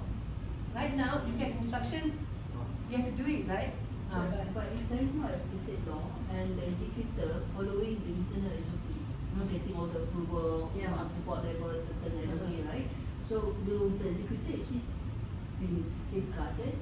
Yeah, they would be safeguarded, because I faced this case, this kind of case, and MACC came to see me because compliance officer. Then they asked me, does your code of conduct, does your LOA allow this? Does it come within that? Because they are also guided by that. Yes, they are guided by the law, but they are also guided by your internal approvals. So if you have actually gone through the internal approvals, you have discharged your duty lah. So yeah, they would look at it like that. They will also consider the internal approvals. So if you donate, yes, but you follow your own CSR guidelines or So in approvals. such instance, by right, the executor should not be penalized, but it's more to be Yeah, person actually giving instruction or approving. yeah. Things so. And you as an executor, you have to put it down on email lah. Okay, as instructed by your chairman, for example, right? Correct. Just put everything in writing, but like, yes, it's verbal, send back. Yes, like I have like certain relatives lah, my sister in particular. She works with a certain government body, and yes, you do that, then you get cold storage. Yeah, people don't like it. And then you tukar like menteri or chairman, or, then you come out of the cold storage again, and then like you're okay again.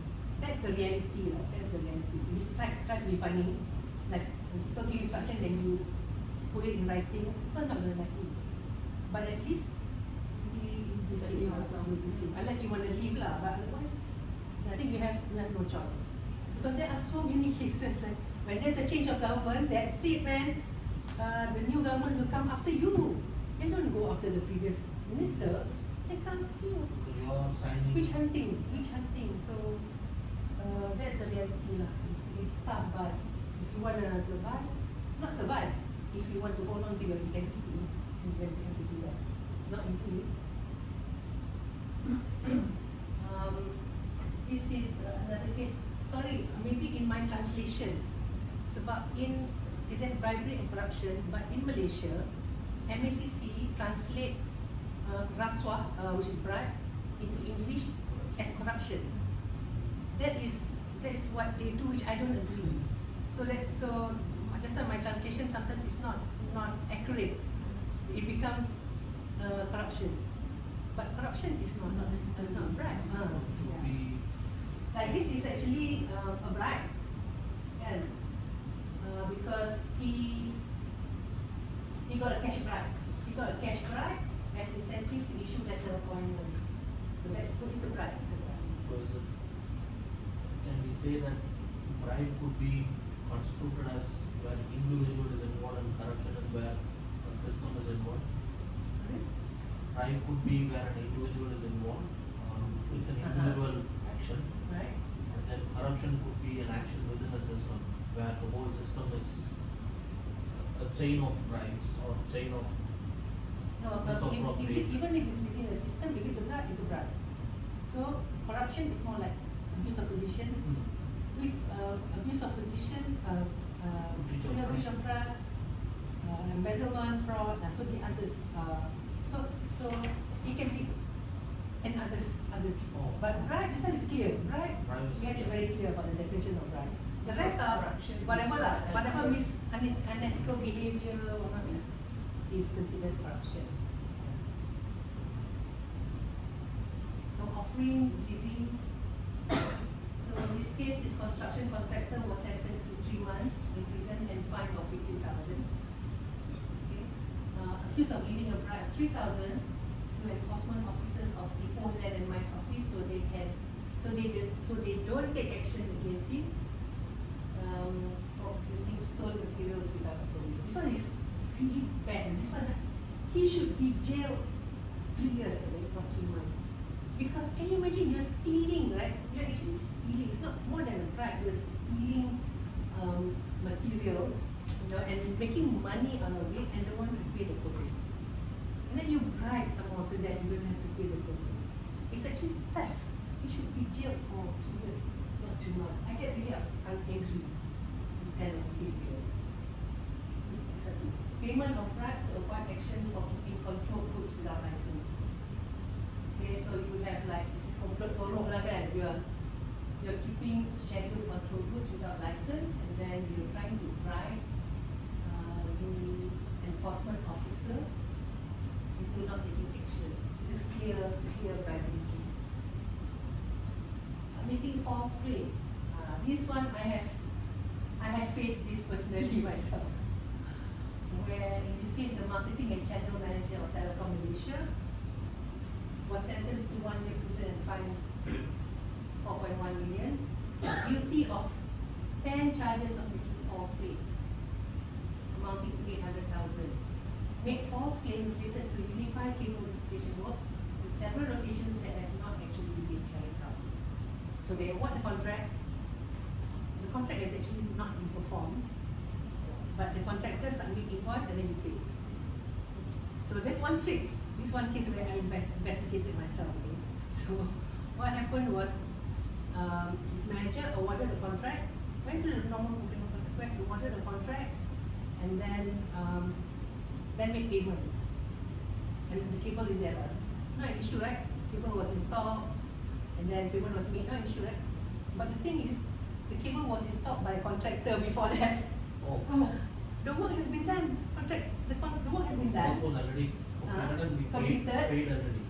Paid already, completed everything there. But now he's appointed another contractor to do that job.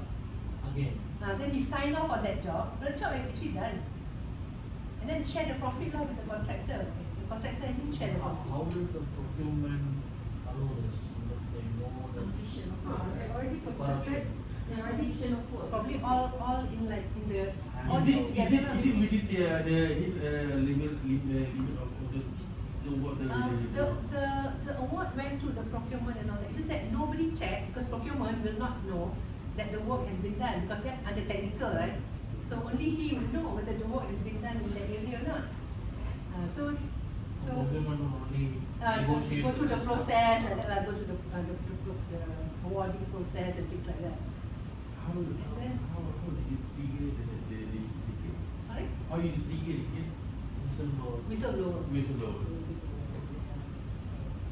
And also the fact that that contractor gave our manager's daughter job in this place. So like those two whistleblower. Using office or position for bribery. Okay, in this case, the former MD of Felcra Training charged 23 charges for using his position to give supply contract to his relative. Conflict of interest, abuse of position. So charges 1 to 16, he is accused of appointing his son-in-law's company, my son, for supply of electronic items, equipment, blah blah blah. And then the next charge, accused of appointing his son's company as supplier of corporate souvenirs. All earnings amounted to 1.6 million. Wow. And it's like you are probably he has monopoly over in this place.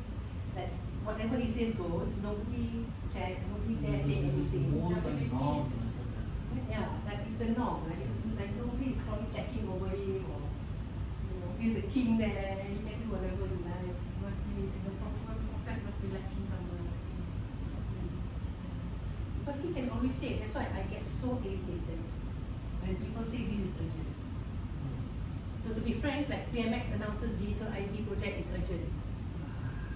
Something not right, something not right. And the moment your boss says it's urgent, you look into it again. Why is it urgent? Because you want to direct people. See? That's why people don't like me. That's why I'm unemployable. Unemployable. But culturally in Malaysia, in this moment, I don't know, especially government-related agencies and those, right? Employing crony, direct war. So it's kind of accepted in Malaysia. Across the world. Across the world. Malaysia is still better. There are worse places. You have to live in India. But see, you guys have very high standards. So you come to India when you realize the reality. Or I don't know, you see how standard says so. No. The corruption you're complaining about in Malaysia, Okay. it is still better compared to other countries. See, she mentioned South Sudan. There are a lot of African countries which are run by warlords. Oh. And they hold the country ransom. They steal all the wealth, resources. But we went through that as well. Yeah. One MDB. Yeah. Right. We are still being held ransom. We're still paying the debts. So it's about like tolerance level. To say that we're not at that level, we were at that level. Come on, like we were It's rampant right now. up there. No, Number no. one. I don't know whether I can't remember whether I have the Added that. top bribes. I was in number one. Goldman Sachs. In terms of fines under FCPA. Yeah. So In India, there was a case for 7 years. A person was awarded a Best Citizen Award by the President of India. Best citizen award. Best Citizen Award. And for 7 consecutive years. And this was given by the President of India. And he had a company called PRP Minerals. And his line of business was mining. So if he gets the approval from the mining department to mine 20,000 tons in 5 years, he has mined and exported 200 million tons. Probably no one checking. And there's another case, you get a contract to take sand and sell the river sand. The government has a ceiling. They give you for 5 years or every year it's renewable. You get the ceiling approved of 200 metric tons of load. 200 metric tons. That will be the ceiling. That will be on paper. But actually what they will take and sell and export is will be 2,000 million tons. So there is always a competition. okay, like different level. I can see. One is a different level. Previous government, the corruption of this sort was 200 million tons. These guys will try and do 400 million. Oh, they compete against each other. They want to It's loot an more achievement. because every time election happens, they have to give money to the people. So they pay people money. They pay if it's a state election, they pay more money. So that's how they collect the money upfront. So what the people do is they take money from everyone. Itu fund dia punya election begini lah. People take money from everyone and they still vote, cast their vote according to their conscience. And sometimes money play a role. And corruption is the worst form of cancer. Yeah, actually, in my view, in Malaysia, political financing is the root cause of all corruption in Malaysia. It's about that. It started with that. Yeah, it's because of that. So I think we're looking at a political financing act. So there is a draft already, private members bill for political financing, but I understand that there's been a lot of pushback now. So both sides also don't want, because those sides also getting money, right? But I think that would solve a lot of issues, because why our young people, learn about when do they learn? It's from that actually. So, okay, anyway, back to the SPRM MEC Act just now. So this is the if you're found guilty, so bribery and certain corruption, as I mentioned just now, it's an offence. Okay? So you can go to jail and you can be fined. Okay, moving on to corporate liability section 17, capital A. If you want to show off to people that you know what you're saying, you don't say section 17A, you say section 17 capital A. Then people will be like, wow, capital A. So it's the introduction of corporate liability, like I mentioned just now. Individual liability, you yourself get caught, but corporate liability, the company can be caught. So this is similar to US FCPA and UK Bribery Act. I'll talk about it later on. So in this case, when your employee pays a bribe to benefit the company is going to be liable. The company is going to be guilty. And in Malaysia, it's strict liability, meaning automatic liability. No, your staff pays a bribe, you are automatically wrong. Even if It's an the staff offence. is not assigning a bond. Okay, let me explain to you. So you are automatically guilty unless you can show the defense of adequate procedures under Malaysian law. So it's automatic. So sorry, your question was? Even if the person is not assigning authority from a company, Yeah, it doesn't still the matter. company will be. So long as it benefits the company. Because when he's paying the bribe to a person, who does it benefit? If it benefits himself, then the company is not going to be liable. But if he does it in order that, let's say, action is not taken against the company for non-compliance or something, or he pays the bribe so that the company gets awarded a certain contract, so the company benefits, then the company will be liable. It's not applicable to the giving, to receiving. If an individual receives, it's automatically individual liability. So it's when it's giving. So if you're giving on behalf of the company and it benefits the company is going to be liable. So it's a strict liability offence. Enforcement date 1 June 2020. So enforcement date has passed lah. So I remember. receiving is still limited to individual. Yeah. Giving only extended to corporate liability. Yes. So assuming that if the sender of gift actually sending to the company as a recipient, but it's received by individual. So we define this individual. Yeah, the individual is going to be liable. If there's an investigation, right, he's going to be liable. This does not constitute under your educate procedure to No. defense under SLD. No. So receiving, not at all. It's only giving, offering. Offering of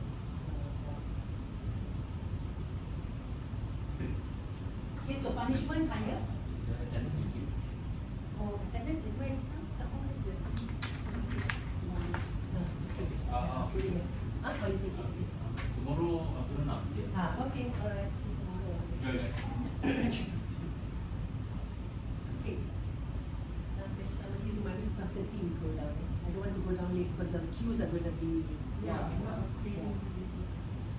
So the fine of course is going to be higher because it's for the company. So So it's 10 times or 1 million. 1 million, whichever is higher, and imprisonment of not more than 20 years.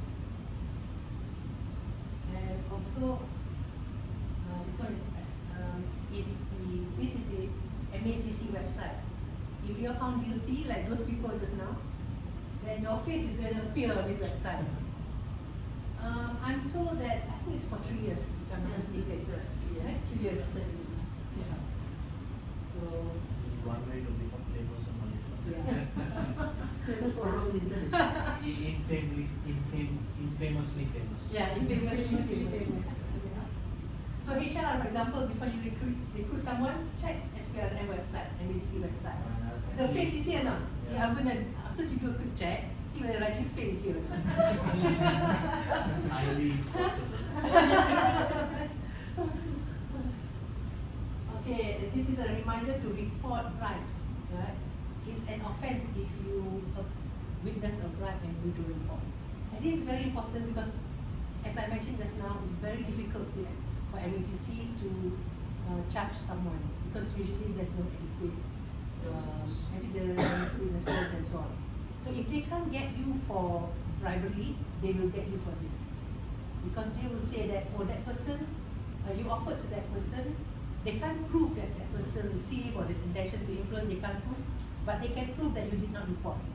It's easier to prove that you did not report. So they'll just come under you.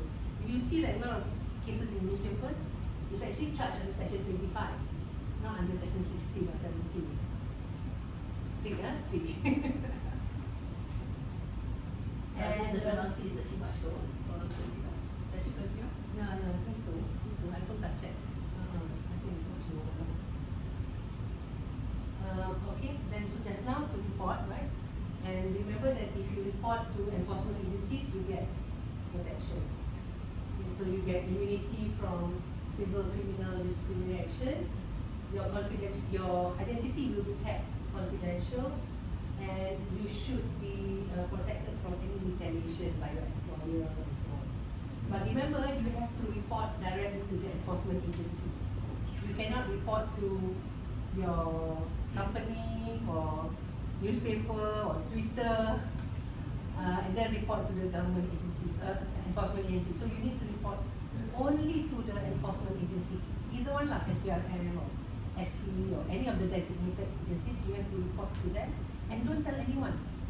Because there was this case, MACC lah, they shared with me. This girl, she whistleblew about the boss. Okay, so she went to MACC HQ and then submitted the report. Then she came out of the building, took a selfie of herself in front of the building, shared on Instagram and said, "Rasa kan kau bos, aku dah report dekat SPRM. Like, boss, like, I have reported to SPRM about you, like, good riddance," something like that lah. She shared on social media. So, is she going to get protection or not?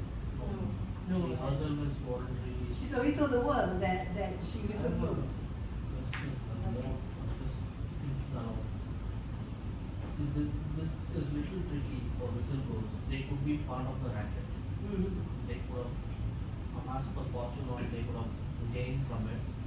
Then all of a sudden they get the wisdom. They go on a report. And still they will be getting the immunity from persecution. No, in Malaysia, like if the exemption is if you're part of it, you can get protection.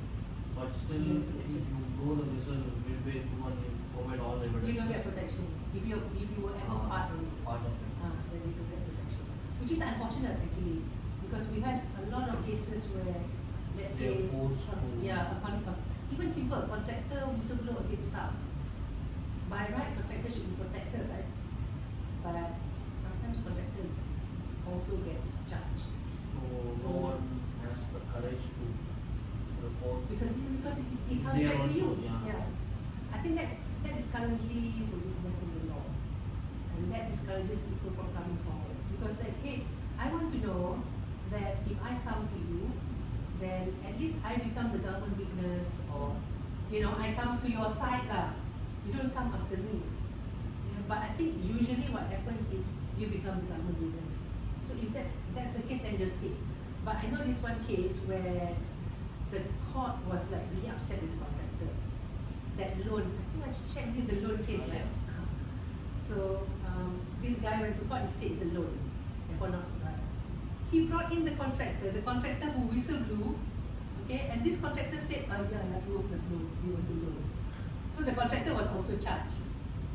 Yeah, in that case, good result, right? You know, for helping. Most of the junior government officials or the mid-management officials, even if they don't like it, they are pressured by their senior management to do unethical things, Yeah. top-down That's approach. right. Yeah. These days, when there is a change of government or change of leadership, they hope for redemption, Yeah. and unfortunately, they cannot do anything. Yeah. At the moment, they cannot get No. protection. Okay, when we want to become a whistleblower, okay, we have to make a report to the SPRM. SPRM also request the evidence. The report difficult to get. Right. Difficult, that's why sometimes people they want to report. But when people want to report, we fall under section 25. Yeah. So, No, you report. If you feel there is, you report, but you're not a whistleblower. That is reporting under section 25. Okay, but of course you can do both. You can report that I think I witnessed an offence being committed. You can report the section 25. But you can also whistleblow separately. It's not the same. It's not one thing. It's two. It's different things. Yeah. So whistleblowing, if you don't have evidence, they're not going to penalise you. If you don't have enough evidence, so long as you do it in good faith, you're not doing it because you just want to come after your boss. Yeah, or after the boss. right? So if you come in good faith, if not sufficient evidence, it's okay. MACC is supposed to investigate further. Unless there's really no case, then they say it's NFA, no further action. But what about if let's say you already have a whistleblowing channel, right? So even under this protection, you need to be direct to the Yes. MACC. But now, for instance, I report to my internal whistleblowing, but there's nothing in that, and then I go through my MACC. Yeah. So will I be under this protection? No. That's a secret that nobody wants to tell their staff. Because we want to encourage people to report to the whistleblowing channel. But many people don't tell their staff that they lose their right to protection under the Act. Sebenarnya macam tu. Tapi I never told my staff. I will have it like separately that you have the right to whistleblow under enforcement agency. But I will not have it together with the whistleblower channel, bunting or anything like that. I will have it in writing in the code of conduct or whatnot, but I will not put it together. Unethical, right? Yeah, but Unethical. contradict, right? A whistleblower is actually one of educate procedures in element. There is now currently a proposal to amend the whistleblowing channel to address this. Because this is the lacuna at the moment, actually. That it's not fair lah. I already whistleblow to the company, how come I don't get protection? Because actually right now, the company is supposed to protect you. If you don't get protection, the company is supposed to protect. And if the company doesn't take action, that's a problem, kan? So there is a lacuna in the law right now. So there is a proposal to address this. So that you whistleblow to company, you get protection under. Because at the end of the day, for instance, the situation get worse, you are reporting somebody with the highest position. Definitely they got to know, right? So at the end of the day, you are introducing matter. Yeah. yes. Literally, if So you that's why your whistleblowing channel is there, but nobody will like to use it. Actually, if you read the film or documentary about the whistleblower, currently we have it in YouTube or whatever.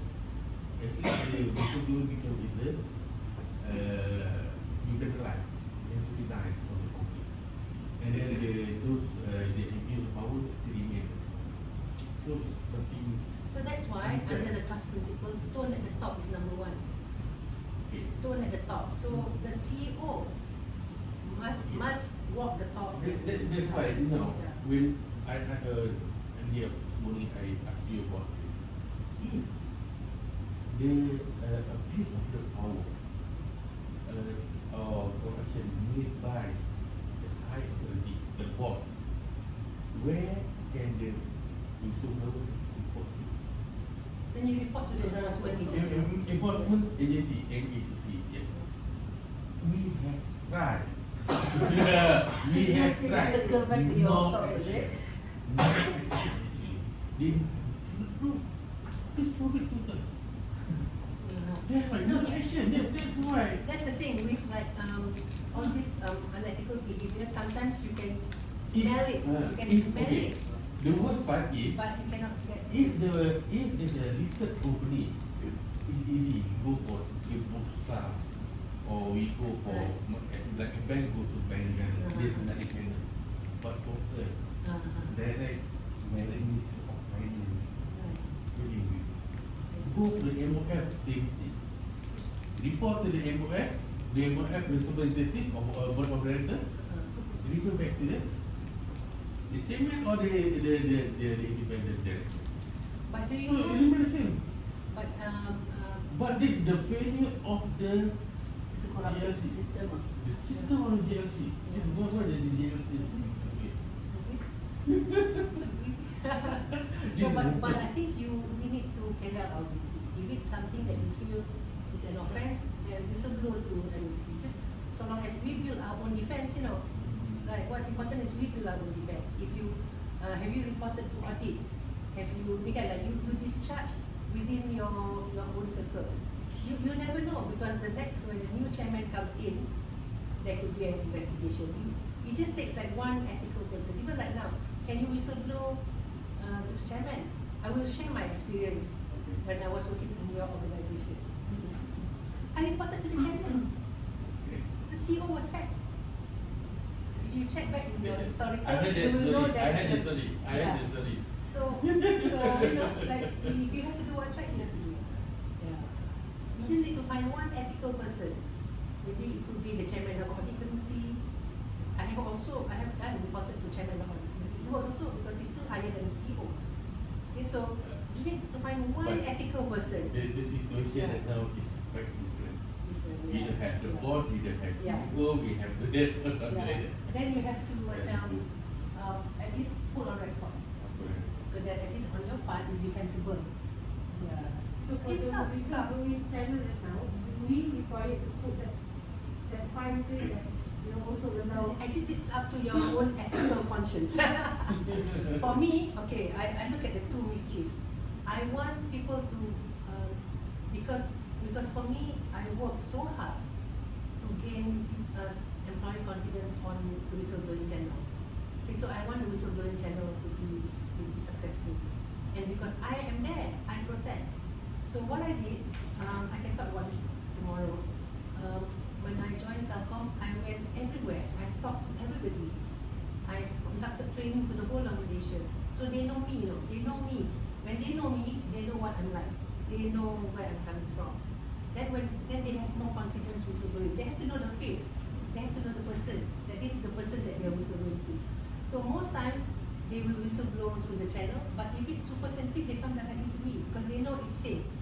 And at that time, my CEO, Michael Kuhner, is German. We are on the same page, and everybody knows we are on the same page. Everybody knows he has my back. Then, so kalau tone at the top is strong, you know that the compliance officer has the CEO. The CEO has the compliance officer's back. That's when the whistleblowing channel is going to be successful, because they know that you will take action without fear or favor, things like that. So that's why I wanted people to come to me rather than go outside where I don't know, like it's going to get lost. Is anybody going to look at it? Anybody going to investigate? So I think it depends on your conscience. If you feel that it's going to be resolved by coming to you, then like what I did was I downplayed on the Whistleblowing Protection Act. Like I deliberately want them to come to me, because I also want to know. I want to know what's happening down there, so that then I would actually amend the code of conduct accordingly. Because sometimes we can't capture everything, right? But when there are loopholes, because I know what's happening on the ground. People are telling me what's on the ground. Then you can investigate. You can do a lot more if people are more forthcoming. So, like the year before I joined, we had like 6 digit 5 whistleblowers. After the first year I joined, we had 30 and then 60. exponential, you know. Because people are gain confidence and they would come to you. So So they would effective because if they trust you and they come to you, yeah. you still get to fix the issues, Mm-hmm. get safeguard the brand value. Exactly. On the other And you hand- have to give feedback. I mean, tomorrow I will have a lengthy session on this. You have to tell them what's happening now. Oh, but now it's an investigation. Next is going to go to dispute. You have to tell them back. Give feedback to them. So then they know it's moving. Oh, it's moving. It's not like you report and then you don't know what Or happens. else then next step is they go to MCC and Then they'll go to MCC. When they go to MCC, they might rubbish you. They might go to Twitter. They might go to social media because they're not happy with you, right? So I don't want them to go out there because it tarnish your reputation. I want them to come. We resolve our problem internally here. Okay, your family, your among friends, we resolve. we still Don't take it solve the outside. problem, but Yeah. we do it internally, Yeah. or else it would. But it takes time to build confidence, lah. We have to build it. It's very patient. Witness protection, of course, we have. Although I don't know lah of anybody that has this protection. I think this is more for crimes like macam murder or triad or whatnot. Lah. I don't think this is for bribery and corruption, but it exists lah. It exists.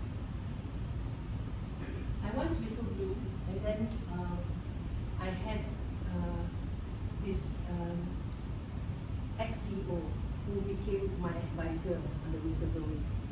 And then, like, he was helping me like what to do and all that. And then he said, one day he said, please, when you're driving, watch your back. You know, watch your back. I'm like, no, and I'm just like, why are you telling me this? Like, yeah, it's quite scary. You still watch your back, right? Okay, another masturbation terjah integrity. What should you do if you see this misconduct? A, don't do anything because it has nothing to do with you. B, tell my workmates because he might be interested to know. C, report through the whistleblowing channel. D, share in your WhatsApp group. Kalau macam tu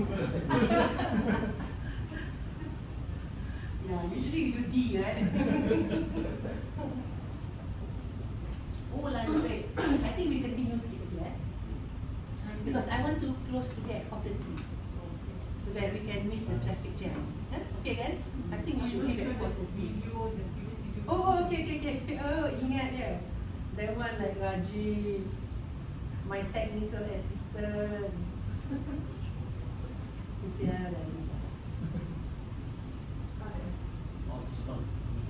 This one, the sound doesn't. Am I like, I think the sound kita dengar kat sini pun boleh kan? Because we're small.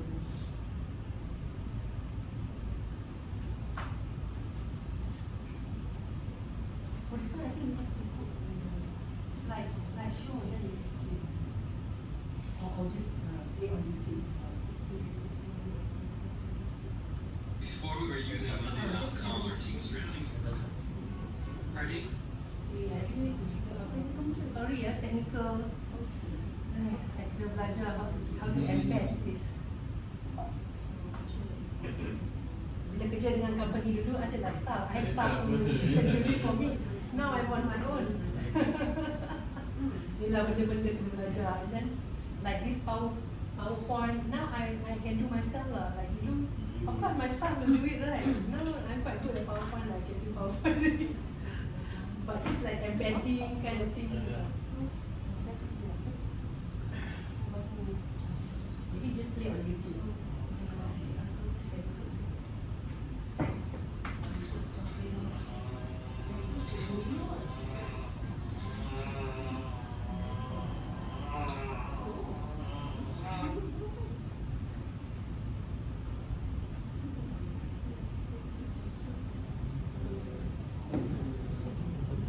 How to flash it on the screen.